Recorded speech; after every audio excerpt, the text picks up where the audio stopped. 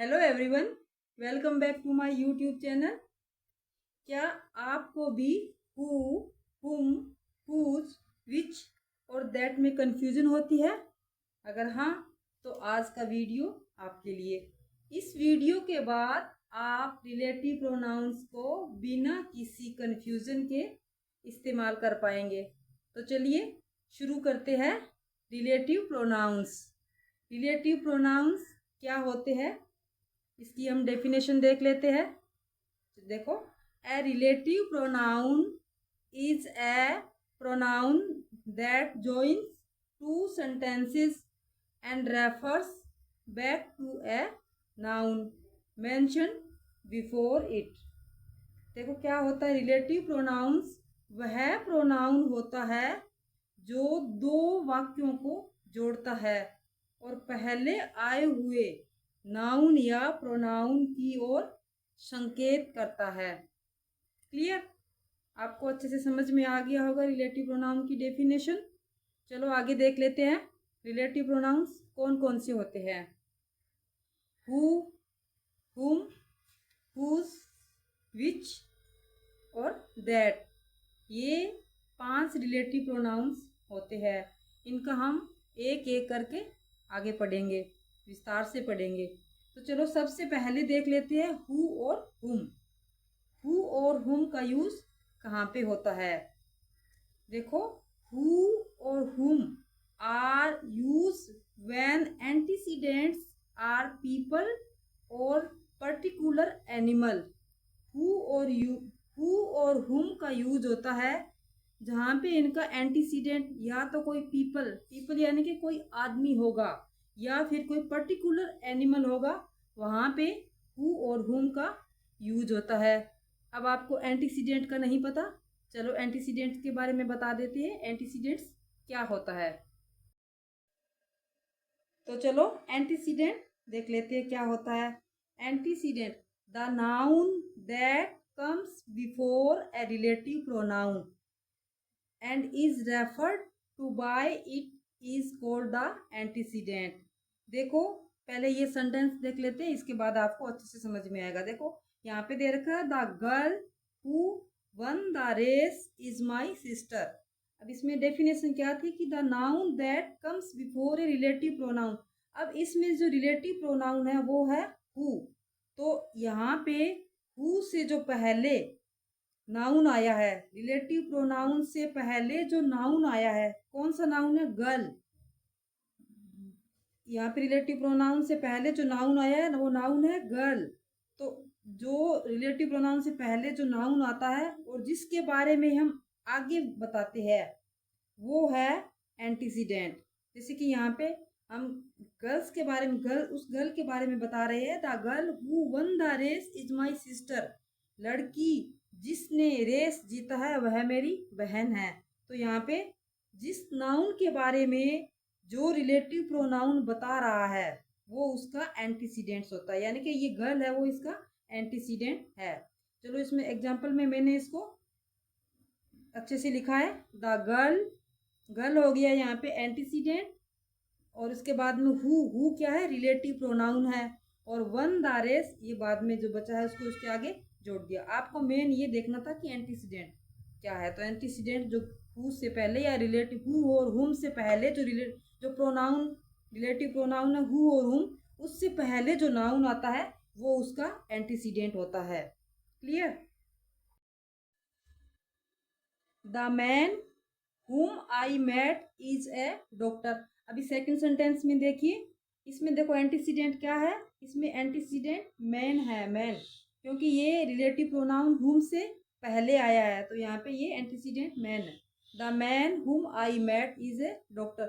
तो देखो who और whom के लिए दोनों है वो पीपल के लिए यूज किए जाते हैं और दोनों को उनका एंटीसीडेंट देख के फिर आगे करते हैं। नेक्स्ट है whom is use for objective case. whom है वो ऑब्जेक्टिव केस के लिए यूज किया जाता है। दो क्लियर हो गए, who और whom। अभी नेक्स्ट देखते हैं तीसरा रिलेटिव प्रोनाउन which। which का यूज कहाँ पे किया जाता है?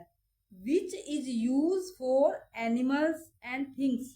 which का प्रयोग है वो एनिमल्स के लिए और थिंग्स के लिए किया जाता है, यानी कि जानवरों और वस्तुओं के लिए विच का यूज किया जाता है। फॉर एग्जाम्पल के लिए देखिए, this is the book which I bought yesterday. अब यहाँ पे ये जो बुक है ये क्या है, थिंग्स है, तो थिंग्स के लिए हमने विच भरा है, तो यहाँ पे विच रिलेटिव प्रोनाउन आएगा। सेकंड सेंटेंस देखिए, second, the dog which barked was hungry. अब यहाँ पे डॉग क्या है, एनिमल है, तो एनिमल और थिंग्स के लिए कौन सा रिलेटिव प्रोनाउन बताया था, विच आएगा, तो यहाँ पे डॉग के लिए हमने विच फिल किया है। क्लियर। नेक्स्ट देख लेते हैं हुज। हुज का प्रयोग कहाँ पे करेंगे। Whose is use for ownership और पोजेशन, यानी कि हुज का प्रयोग ओनरशिप के लिए या पोजेशन के लिए। ओनरशिप और पोजेशन क्या होता है, ये हमने पजेसिव प्रोनाउन में अच्छे से किए थे, आपको अच्छे से पता है। ओनरशिप और पोजेशन होता है अपना अधिकार या मालिकाना हक, उसको बोलते हैं। तो एग्जांपल्स के लिए देखिए, the boy whose shirt is blue is my brother. अब यहाँ पे ये हुज है, ये देखो हम बता रहे हैं कि इसमें बता रहे हैं कि the boy whose shirt is blue is my brother.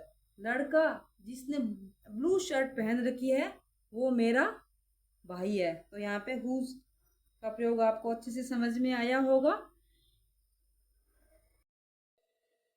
अब देखिए सबसे लास्ट जो रिलेटिव प्रोनाउन है, जो बचा हुआ एक रिलेटिव प्रोनाउन है, वो है दैट।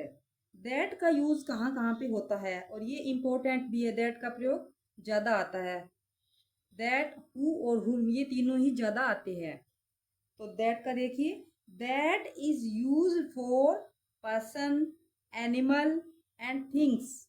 दैट का प्रयोग पर्सन के लिए यानी कि व्यक्तियों के लिए, एनिमल्स के लिए एंड थिंग्स के लिए, तीनों के लिए होता है। और इससे पहले हमने पर्सन के लिए पढ़ा था हु और हुम का, एनिमल्स एंड थिंग्स के लिए पढ़ा था विच का, तो ये कन्फ्यूजन हो गया, लेकिन अभी आपका हम कन्फ्यूजन दूर कर देंगे।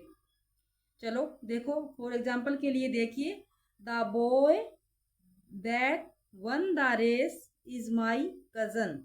अब यहाँ पे देखो, the boy who won the race, अब यहाँ पे दैट भी आ सकता है और हु भी आ सकता है, लेकिन पर्सन के लिए, व्यक्तियों के लिए ज़्यादातर हु सही रहता है, हु का प्रयोग ही होता है, दैट का नहीं करके हु का करेंगे। तो यहाँ पे हु का भी हो सकता है और दैट का भी हो सकता है, लेकिन सही हु का होगा। नेक्स्ट देखिए, the dog that barked all night belongs to my neighbour.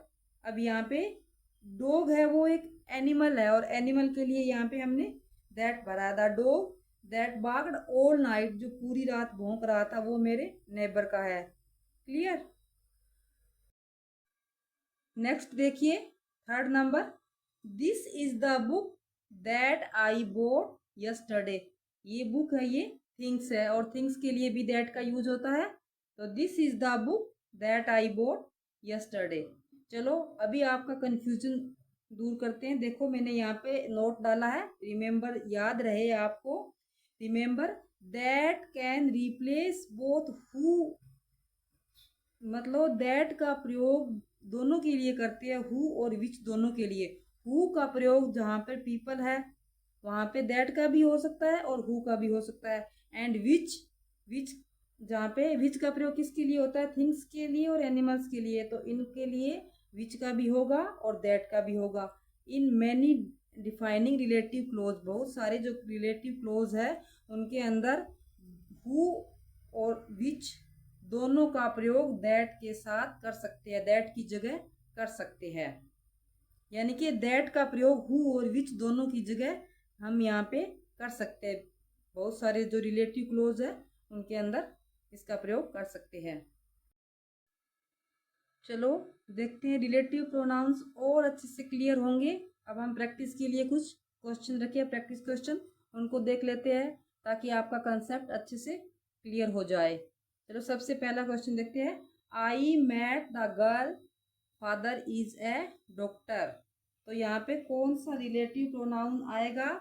I met the girl whose father is a doctor, तो यहाँ पे हुज आएगा। नेक्स्ट देखिए, this is the pencil I bought yesterday. Pencil क्या है? पेंसिल थिंग्स और things के लिए दैट या विच का प्रयोग, तो हम दोनों ही भर सकते हैं, दैट और विच दोनों ही करेक्ट है। दैट और which both are correct.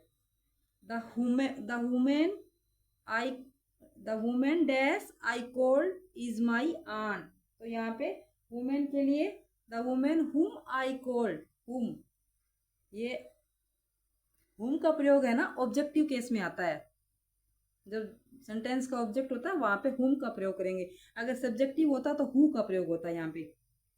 Next देखिए 4 number, the house dash has a red roof is mine, तो यहाँ पे हाउस, हाउस क्या है?